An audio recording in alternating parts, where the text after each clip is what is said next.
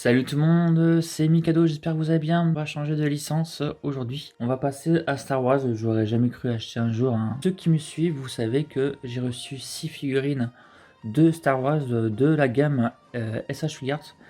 Donc c'est mes toutes premières figurines et hormis les figurines, je n'ai rien du tout dans l'univers Star Wars. Déjà, ce qu'on peut voir, la boîte est très compacte, donc très petite pour comparer. Alors ceux qui connaissent la gamme Dragon Ball, regardez un petit peu. Je prends le Sangoku ou qui n'a pas beaucoup d'accessoires. Vous voyez bien que le Star Wars est vraiment compact. Donc déjà, c'est un bon point. Comme ça prend moins de place pour la collection. Alors ce que j'ai remarqué sur les boîtes, elles sont toutes brillantes et chromées sur les languettes. Contrairement à Dragon Ball qui sont mat. Étrangement, il n'y a pas de date sur la boîte, que ce soit sur le côté, il n'y a pas de date. Alors sur les 5 autres que vous avez derrière, vous avez la date. Donc d'après mes recherches, c'est sorti en décembre 2019 en France aux alentours de 60 euros. Édité par Bandai, fabriqué par Tamachination Japon.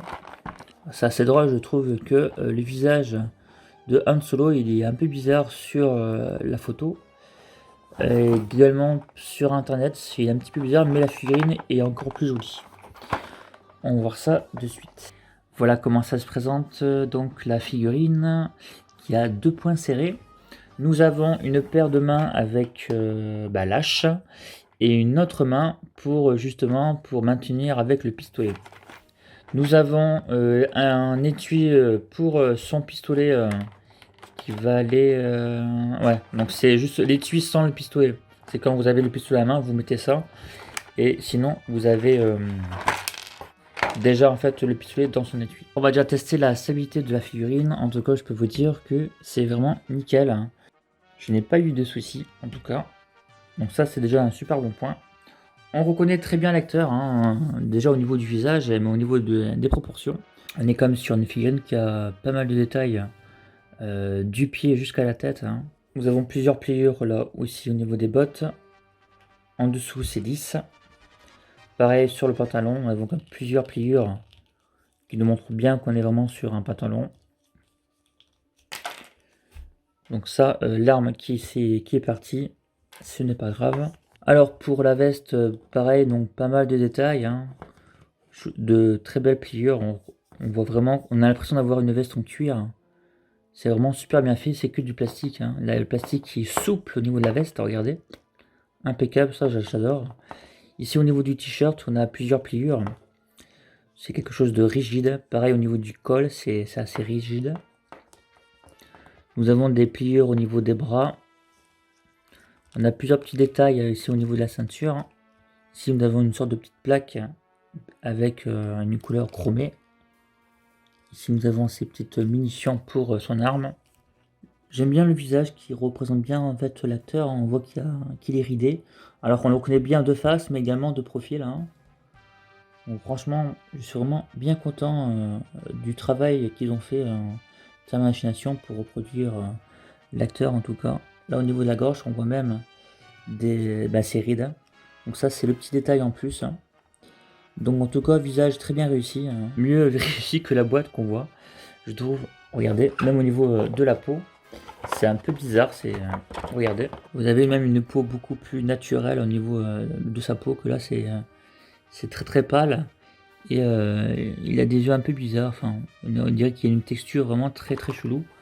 Même si vous regardez sur internet, il est un petit peu bizarre, mais la figurine, en réalité, elle est vraiment superbe. Plusieurs détails au niveau des cheveux, ça c'est sympa, avec plusieurs petites nuances différentes. Nous avons également des petites nuances au niveau du pied ici. Nous avons du marron, un petit peu de marron foncé au niveau du bas du pied, mais également ici sur le haut.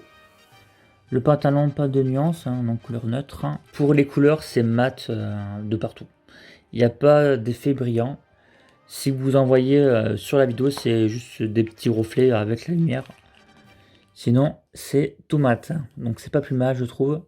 Alors, on va passer au petit accessoire qui possède. C'est bien sculpté, je trouve. Les couleurs restent unies. Voilà, pas de bavure. Donc ça, c'est chouette. Si je prends donc celle-ci, donc l'arme est en fait à l'intérieur de l'étui, donc ça s'enlève pas. Donc là, vous avez son arme sans son étui. Voilà. Des petits détails un petit peu partout.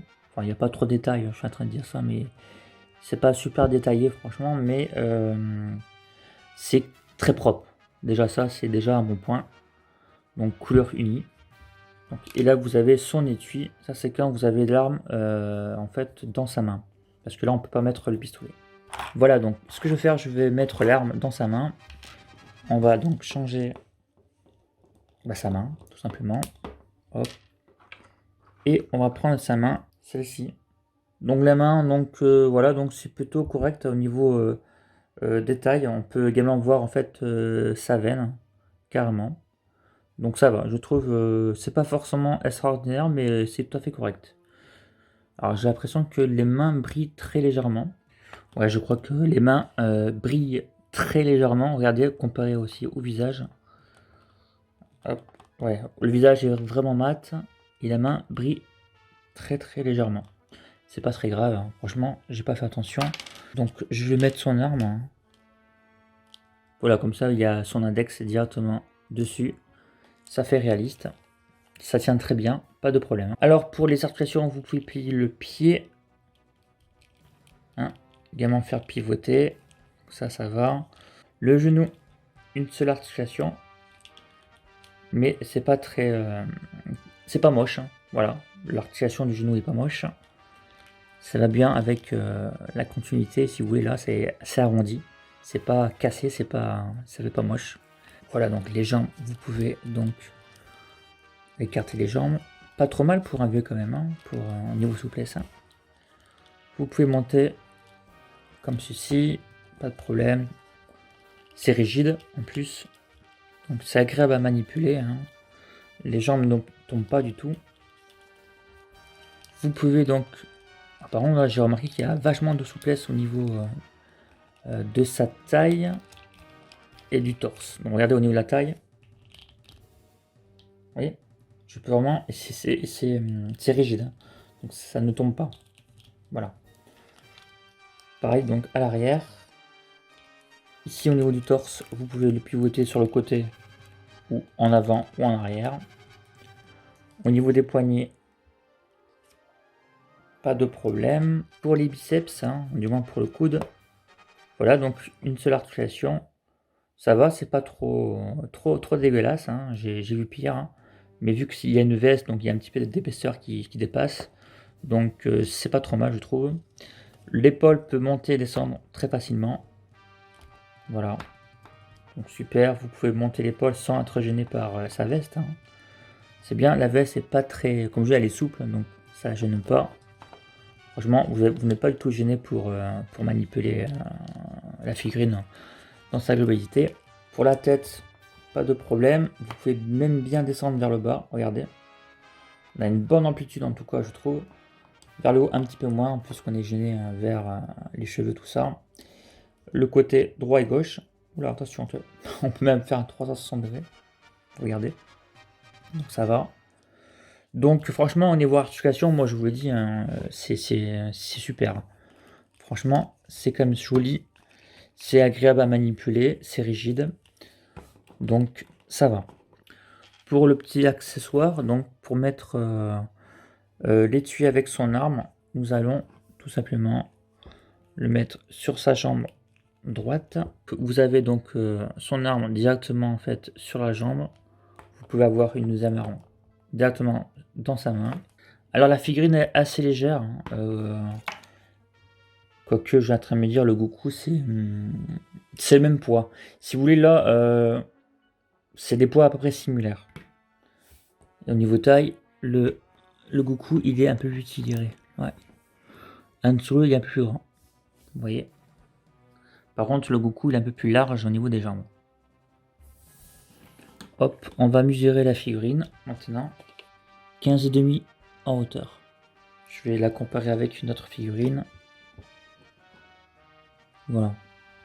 Celle-ci est encore plus légère. Pour ce qui est des finitions, c'est vraiment super propre. Franchement, j'ai même pas vu une seule bavure. Hein. C'est vraiment super joli. C'est du très bon travail en tout cas. Est-ce que Mikado vous la conseille? Je vais vous dire un oui, hein, on reconnaît très bien l'acteur, la figurine est stable, il y a pas mal de détails, les articulations sont sympas et la figurine est agréable à manipuler. N'hésitez pas à me dire si vous voulez que je fasse d'autres figurines de l'univers Star Wars, puisque j'en ai encore 5 autres. Pour le moment, honnêtement, ce n'est pas prévu au programme, donc je verrai si je le fais ou pas. Par contre, si vous êtes intéressé, je le ferai assez vite. Donc ça sera, je pense, surtout par rapport à mes abonnés. Vous pouvez me suivre sur Instagram et sur Facebook. Sur Instagram, je mets souvent je poste régulièrement des photos de ma collection, que ce soit de figurines ou de jeux vidéo. Donc vous pouvez faire un petit tour, hein, de toute façon, si vous voulez. C'est Mikado Otaku, hein, comme ma chaîne. Je vous remercie d'avoir visionné ma vidéo, j'espère qu'elle vous a plu en tout cas. On se retrouve assez vite pour en voir une autre de toute façon, d'ici quelques jours. Allez, prenez soin de vous et je vous dis à la prochaine. Allez, ciao!